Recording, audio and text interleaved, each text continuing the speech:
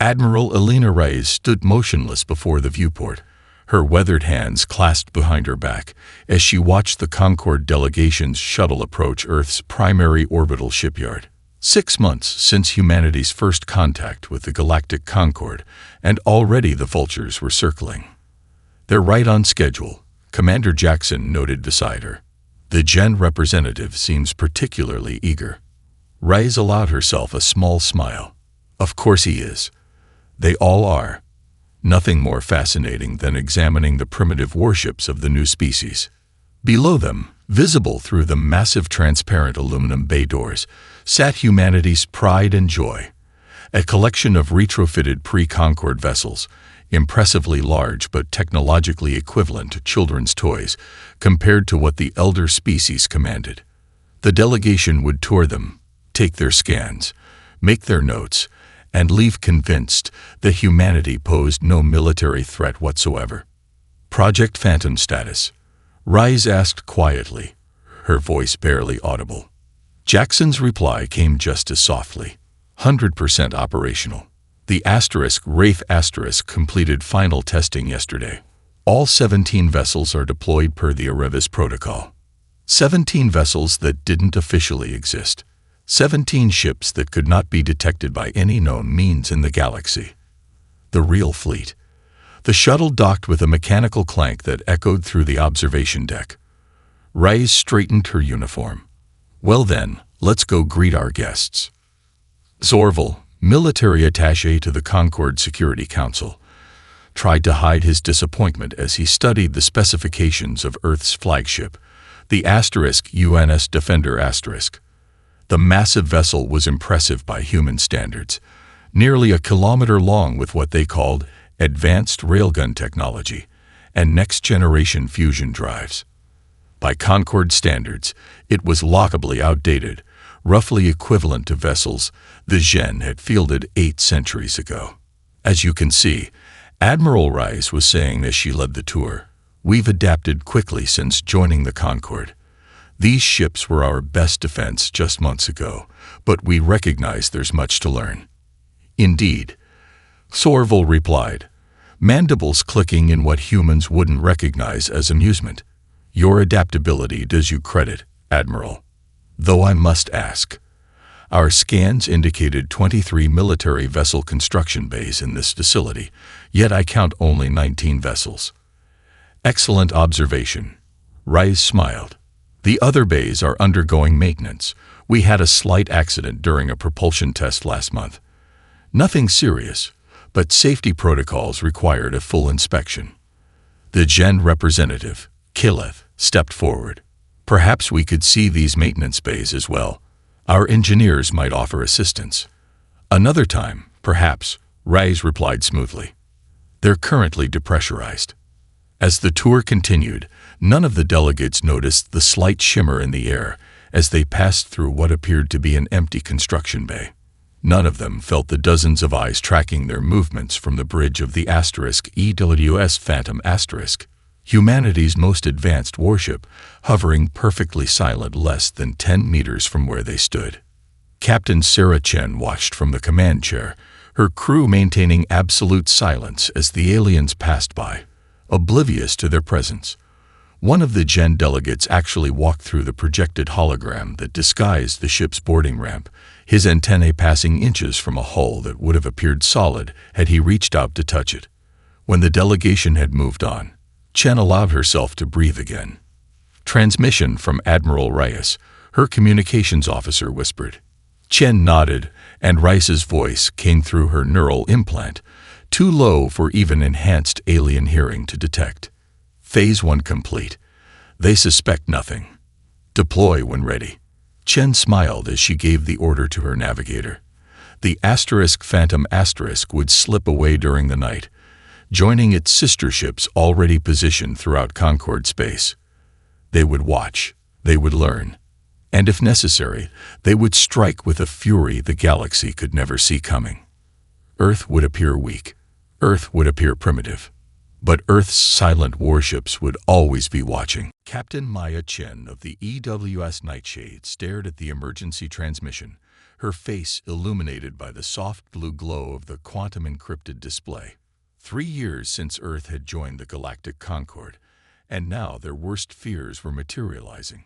Epsilon Eridani colony has gone dark, she informed her bridge crew. All communication ceased 12 hours ago. Lieutenant Kovic frowned. Concord response. Pending. Chen replied, her tone making clear what she thought of that. They've cited procedural evaluation protocols before dispatching a peacekeeping force. Estimated arrival, 72 hours. By which time everyone will be dead, Kovic muttered. Chen's neural implant pulsed with an incoming priority message. Admiral Rice's voice filled her mind. Asterisk investigate. Observe only. Weapons authorization level 0. Remain undetected at all costs asterisk. Chen acknowledged and turned to her navigator. Set course for Epsilon Eridani. Maximum stealth protocols. We're going ghost. The nightshade slipped away from its hiding place in the shadow of a gas giant, its quantum displacement drive engaging without a whisper. To any observer, there was nothing but empty space where the Earth warship had been, and where it still appeared not to be. The mining colony on Erebus Prime, Epsilon Eridani's resource-rich moon, burned. Captain Chen watched through the Nightshade's advanced optics as Sarlacc warriors systematically moved through the settlement, their massive armored forms dragging screaming colonists from buildings. 17 warships in orbit, her tactical officer reported. Standard Sarlacc invasion protocol. They're stripping the colony for resources and taking prisoners for labor. Chen's hands tightened on her armrests. The Sarlacc were known throughout the Concord for their brutality, a warrior species that solved resource shortages by simply taking what they needed from weaker civilizations. Orders, Captain. Lieutenant Kovic asked, tension evident in his voice. Chen watched as a Sarlacc commander executed a colonist who had attempted to fight back. Protocol dictated observation only. Direct intervention would reveal Earth's stealth capabilities to the Concord and potentially trigger an interstellar incident. Launch Spectre drones, she ordered. Full autonomy, full stealth. Hunter-killer protocol Sierra 9. Within minutes, her ship deployed 24 microscopic drones, each no larger than an Earth housefly, each cloaked with the same technology that rendered the Nightshade invisible. The drones scattered, seeking targets throughout the colony. On the surface, a Sarlacc soldier's breathing apparatus suddenly failed, the undetectable drone having severed critical components with molecular filaments.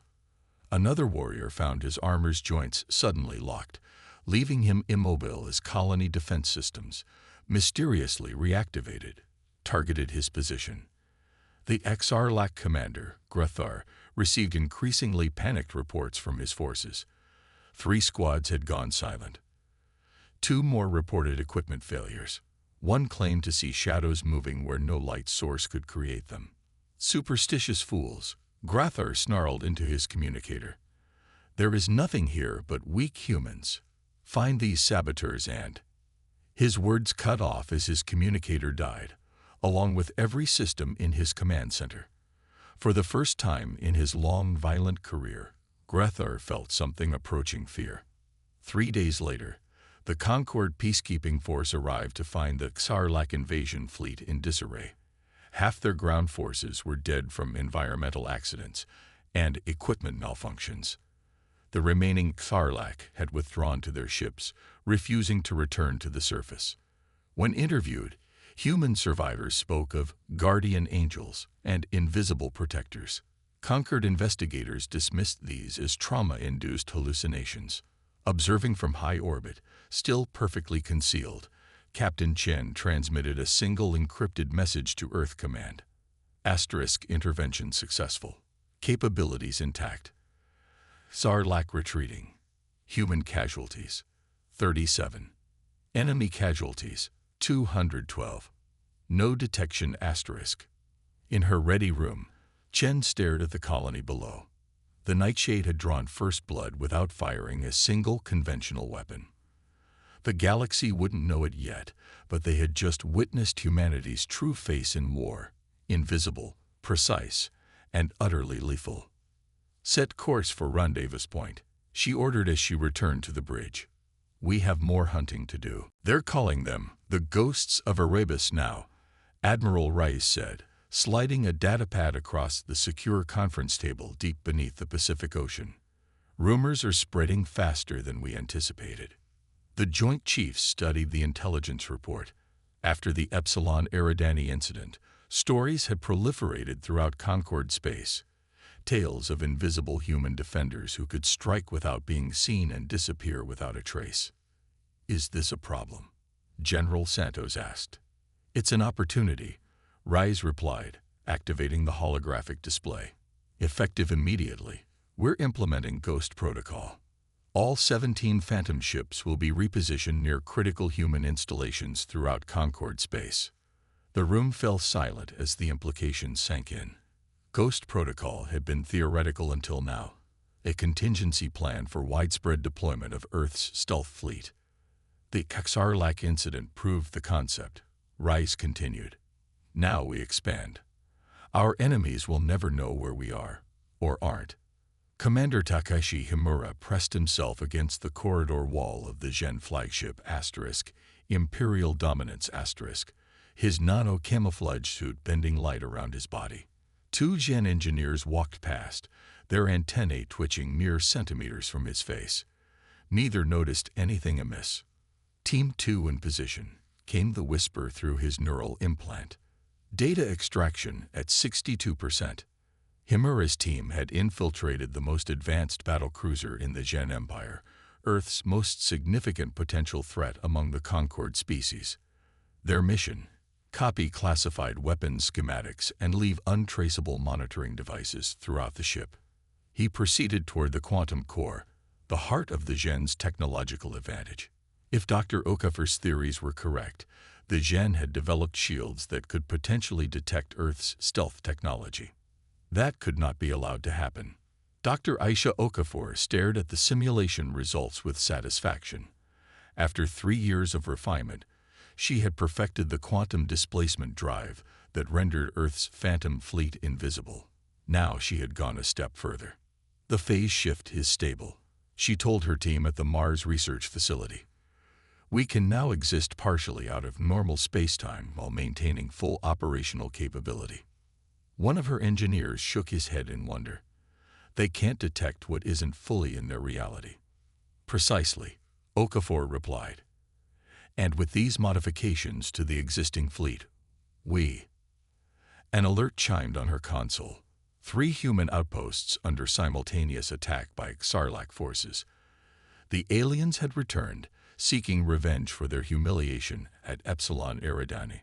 Okafor smiled grimly. They were about to be humiliated again. Warlord Kragath of the Xarlak Dominion watched with satisfaction as his fleet surrounded the human mining station in the Ta-CD system.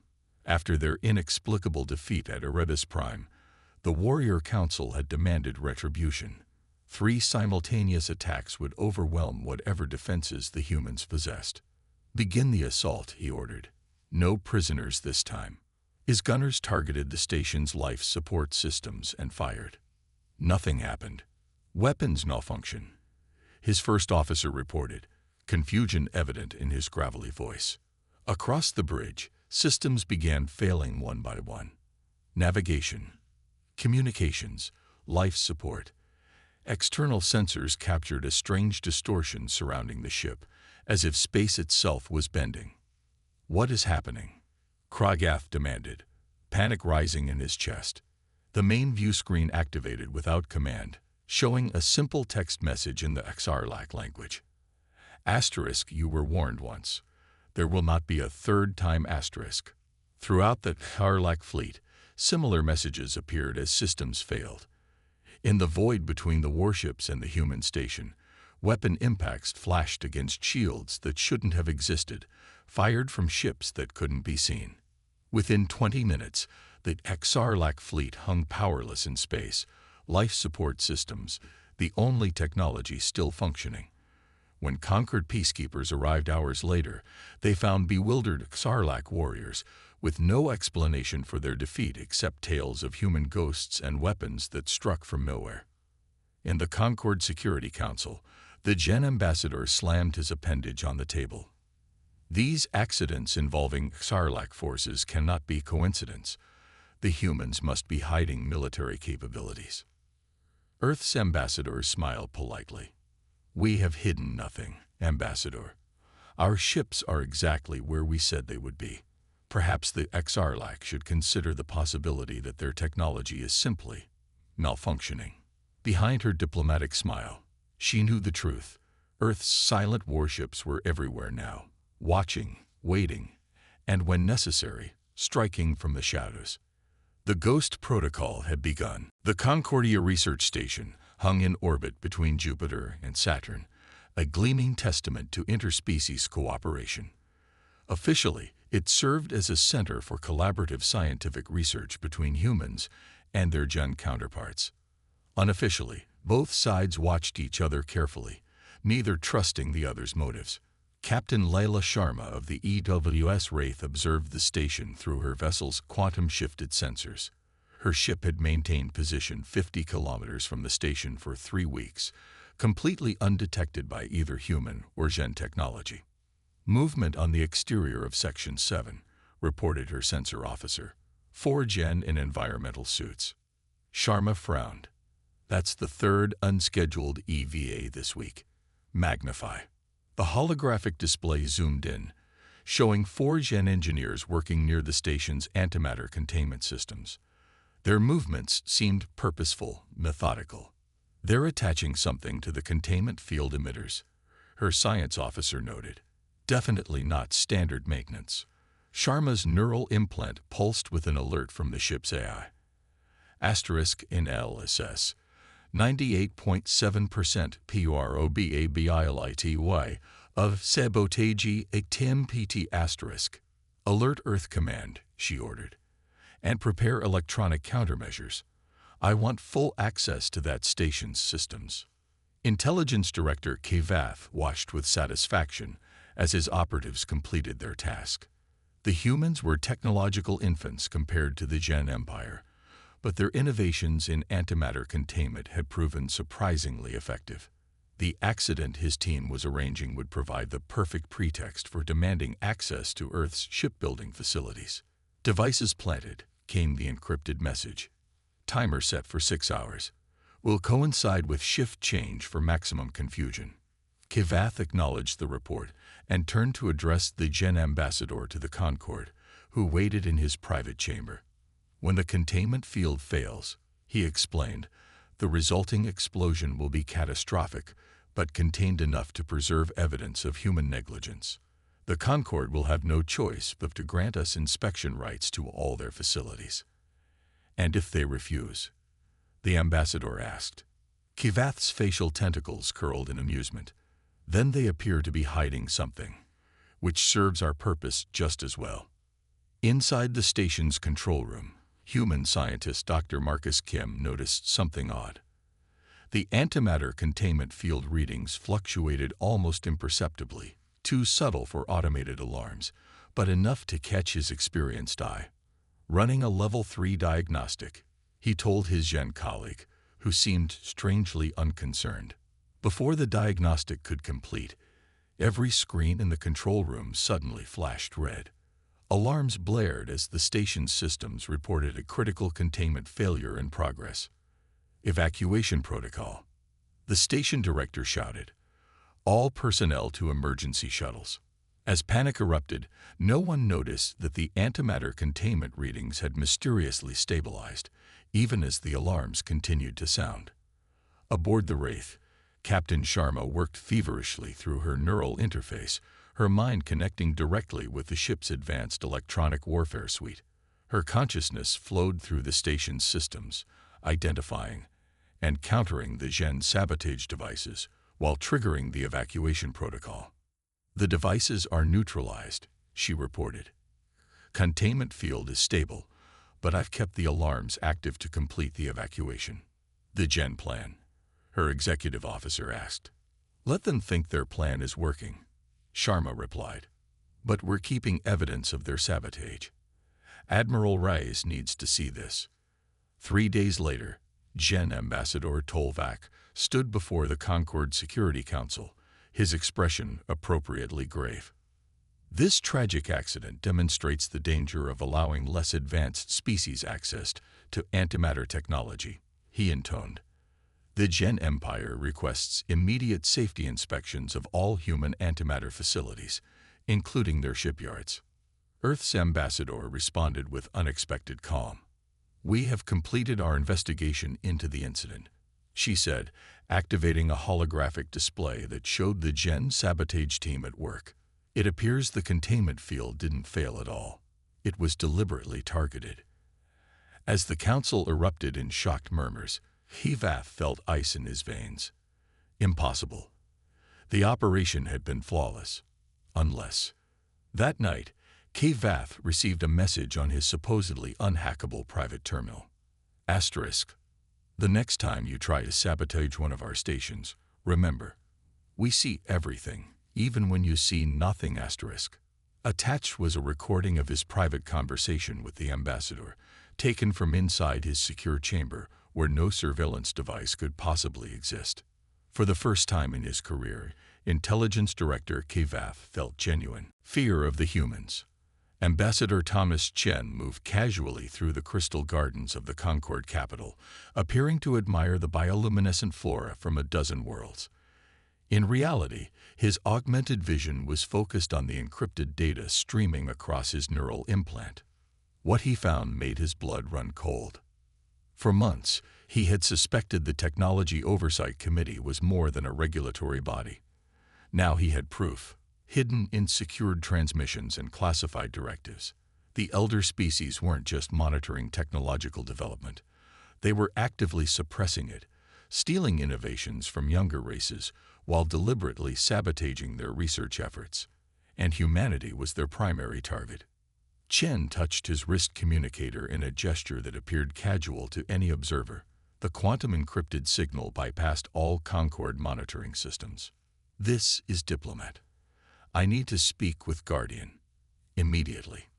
Admiral Reyes studied the evidence Chen had transmitted, her expression darkening with each new document. They've infiltrated 3 of our research facilities, she told her senior staff. The fusion breakthrough last month. The accident wasn't an accident. The Concord has been systematically undermining our technological development while pilfering our innovations. Why target us specifically? General Santos asked. Because we're advancing too quickly, Reyes replied. The data shows they expected us to take decades to develop certain technologies that we mastered in years. We're an anomaly in their models, and that makes us dangerous. She turned to the holographic display.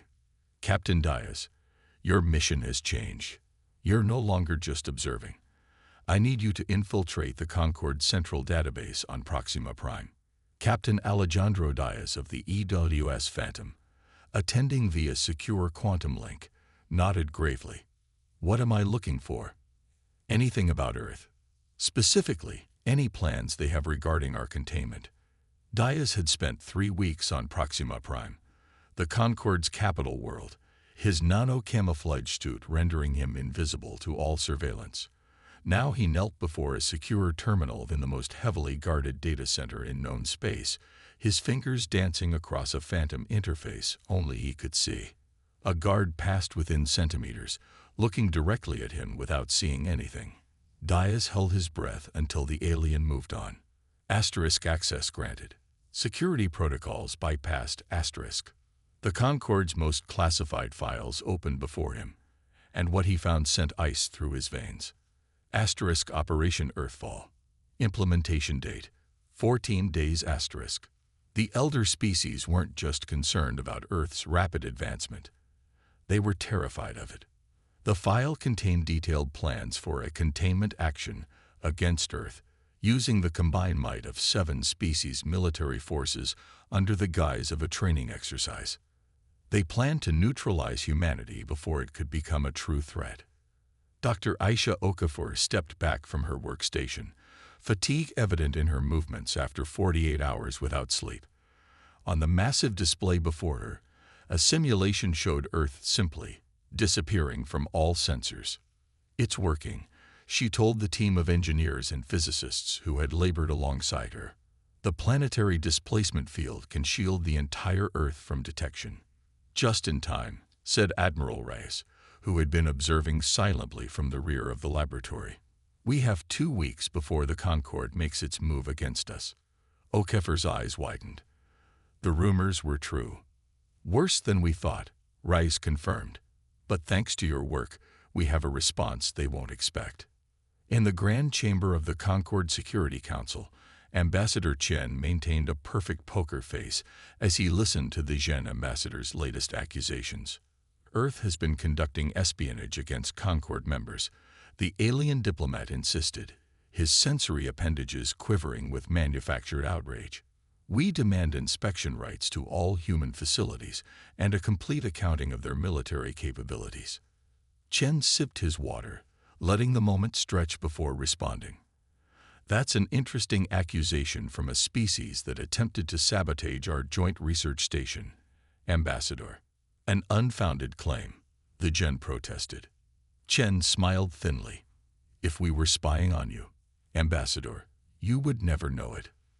That night, when the Gen ambassador returned to his quarters, he found his personal journal, kept in a quantum-locked safe, open on his desk.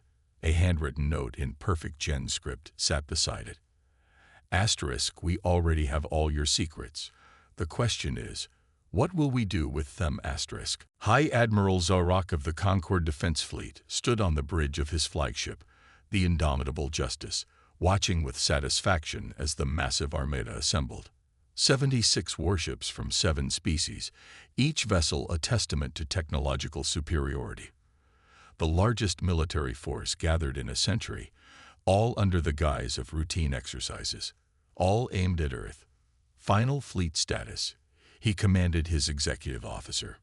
"All vessels report ready, High Admiral. Formation is complete. Earth's sensors have detected our approach as anticipated."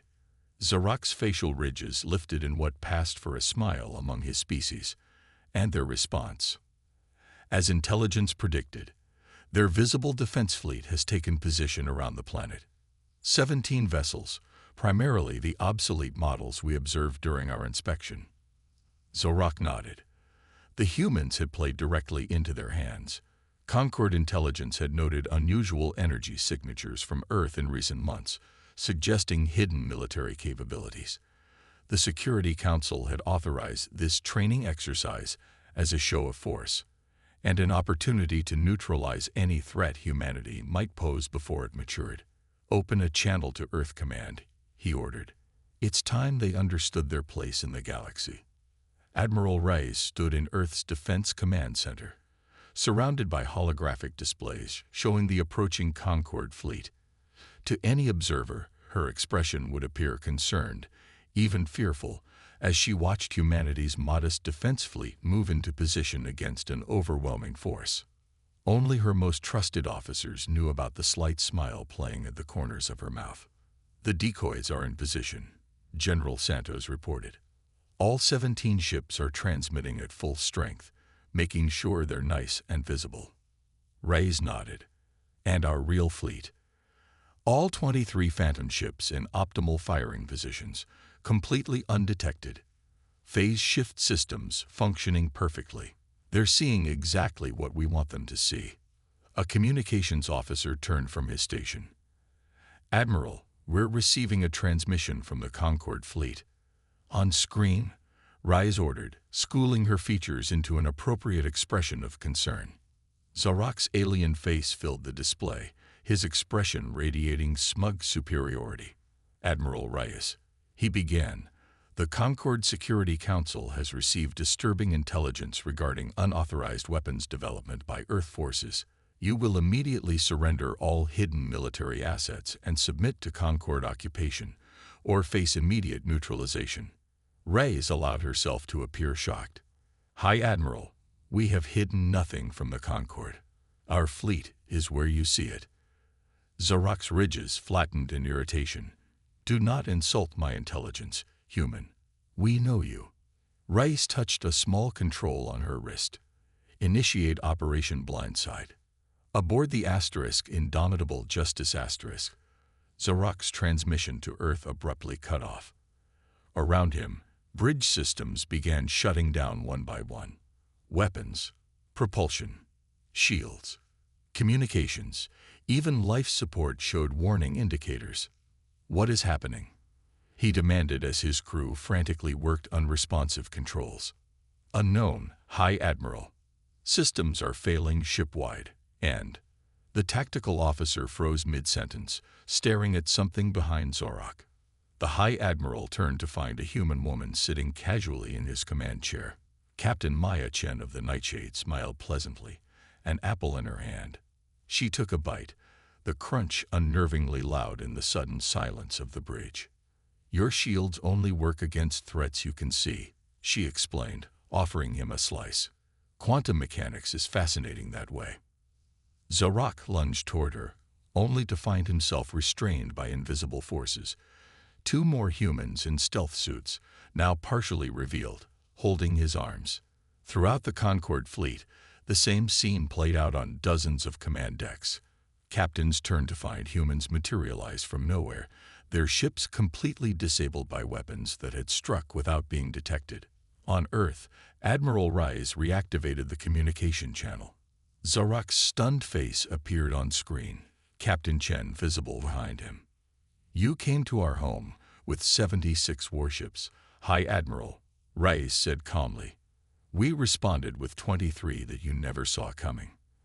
Now then, shall we discuss the actual terms of our relationship with the Concorde?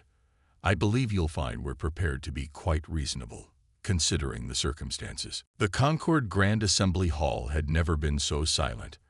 Representatives from over 200 species sat in stunned disbelief as Admiral Reyes methodically presented evidence of the elder species conspiracy. Behind her, a holographic display showed classified communications, secret directives, and recordings from supposedly secure chambers. For 3 years, Rice continued, her voice calm but unyielding. Earth has been systematically targeted. Our research sabotaged. Our innovations stolen, all while we maintained the pretense of the humble newcomers you expected us to be. The Gen delegation squirmed uncomfortably as Reyes played a recording of Intelligence Director Kevath discussing the research station sabotage, a conversation that had occurred in what was supposed to be an impenetrable secure room. What the Concorde failed to understand about humanity, Reyes said, looking directly at the elder species representatives, is that we have spent millennia fighting ourselves. When you've survived that crucible, you develop a certain vigilance. Ambassador Chen stepped forward. Earth did not seek this confrontation. We joined the Concorde in good faith, hoping to become valued members of the galactic community. Then explain how you infiltrated our most secure facilities. The Gen ambassador shouted, mandibles clicking in agitation. No species at your development stage could possibly possess such technology. Chen smiled thinly. We didn't hide our technology, Ambassador. We merely presented the technology you expected to see. In a secure chamber adjoining the assembly hall, Dr. Aisha Okafor addressed the hastily convened Concorde Security Council. Behind her stood a transparent container that appeared empty. What you are looking at, she explained, is a swarm of approximately 10,000 microscopic stealth drones, each capable of targeting specific neural pathways in any known sentient species. The alien representatives leaned forward, squinting at the apparently empty container. Okafor pressed a control on her wrist. The container suddenly appeared filled with tiny metallic objects, each no larger than a grain of sand. We could have eliminated the Concorde leadership at any time, she continued matter-of-factly. Instead, we chose diplomacy. She gestured to the assembly hall beyond the chamber walls. Those same drones have been present throughout these proceedings, monitoring for threats. They've been beside you in your sleeping quarters, your private chambers, your most secure facilities. The Phelan representative, his skin flushing a deep purple with distress, found his voice first. You've been watching us all this time, just as our ships have been beside yours for years, Okafor confirmed. Humanity designed its defenses not to intimidate, but to survive in a potentially hostile universe. Today's events have unfortunately validated that approach. Back in the main chamber, Ambassador Chen outlined Earth's terms for a reformed galactic community. The elder species representatives listened with expressions ranging from outrage to resignation. Complete reorganization of the Concord governance structure, Chen stated. Protections for developing species, transparency in technology sharing, and a new defense pact with Earth as a principal military power. This is extortion, the Gen ambassador sputtered. This is reality, Chen corrected. You brought 76 warships to our homeworld with the intent to subjugate or destroy us. We disabled them without causing a single casualty. We could have responded very differently. As if to emphasize his point, the lights throughout the chamber briefly flickered. When they stabilized, a small metallic sphere had appeared on the table before each elder species representative. A reminder, Chen said softly. That distance and defenses mean nothing if you cannot see what threatens you. The unspoken threat hung in the air. Refuse, and face an enemy that could strike anywhere, anytime, without warning or defense. One by one, the elder species representatives looked at each other in silent communication. They had no choice but to accept. Earth's silent ultimatum had succeeded where threats of violence never could. As the session adjourned, the Phelan representative approached Chen privately. We gravely underestimated your species, he admitted. Chen nodded. A common mistake, but not one we expect you to make twice. 5 years after what historians now call the Concord Crisis, Captain Maya Chen, now Admiral Chen, stood on the observation deck of the *EWS Vigilant *, watching as officers from 12 different species ran combat simulations on the bridge below. The reformed Galactic Alliance had replaced the Concord, with Earth's Phantom Fleet serving as the backbone of a new joint peacekeeping force. The Phelan tactical officer has improved significantly, noted Captain Himura, who had become her executive officer. His stealth infiltration scores are approaching human baselines. Chen nodded, pride evident in her expression. They're all adapting well. The Gen engineers have even suggested modifications to our quantum displacement drives that might increase efficiency by 12%. It was a profound change from 5 years earlier, when humanity had stood alone against a conspiracy of elder species. Now former adversaries trained alongside humans, learning Earth's methodologies while contributing their own unique perspectives. A priority alert chimed on Chen's neural implant. She stiffened as the information cascaded through her consciousness. Multiple Alliance colonies under attack in the Cygnus sector, she informed Himura. Unknown hostiles. No communication or demands. She turned toward the bridge. All officers to combat stations. This is not a drill. In her private medical suite at Earth Command, Admiral Alina Reyes watched the deployment of the Alliance fleet through a holographic display. Terminal illness had confined her to this room, but her mind remained as sharp as ever. General Santos entered with a datapad. They're calling themselves the Scourge. No known origin. They've hit 3 outer colonies already with no survivors. Reyes studied the tactical data. And our response. The new carrier ships are launching now, Santos replied, each deploying 200 Phantom vessels. Admiral Chen is coordinating from the Vigilant. Reyes nodded with satisfaction.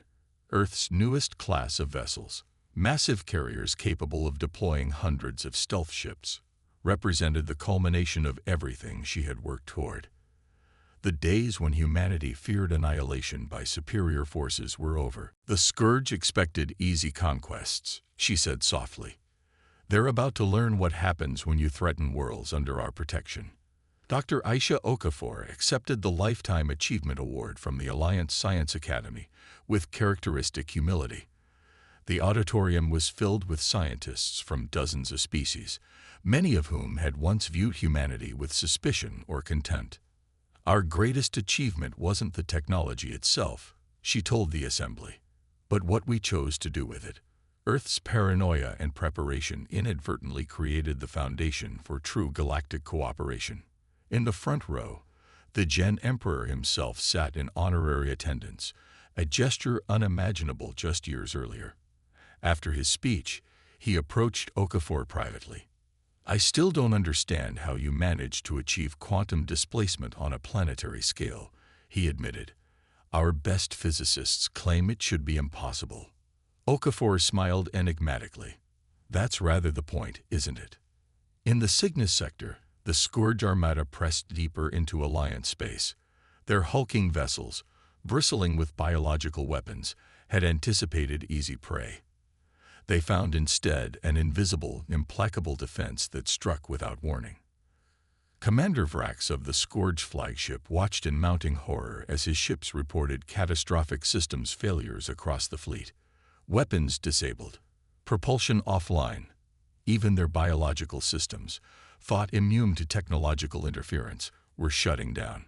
On his view screen, empty space shimmered as an Earth vessel materialized directly before him. One of dozens that had surrounded his fleet unseen. How is this possible? He demanded of his science officer. They were not detected. The answer came not from his officer, but from the human woman whose face appeared on his command screen. Admiral Maya Chen of the Alliance Defense Force. She introduced herself calmly. Your incursion into our territory ends now. At Earth's military academy, a recording of Admiral Rice's final address played for the graduating class. Though she had passed weeks earlier, her words continued to guide the next generation of officers. The greatest power is not in destruction, her image said, but in the threat you never need to carry out. Earth's silent warships stand vigilant, not because we seek war, but because we value peace enough to defend it from the shadows. As the cadets saluted, the massive view panel showed the Alliance fleet returning victorious from the Cygnus sector. The Scourge had been defeated without a single Alliance casualty, another silent victory for ships that struck without being seen and disappeared without a trace. Humanity had proven itself not just survivors, but guardians, and the galaxy was safer for it.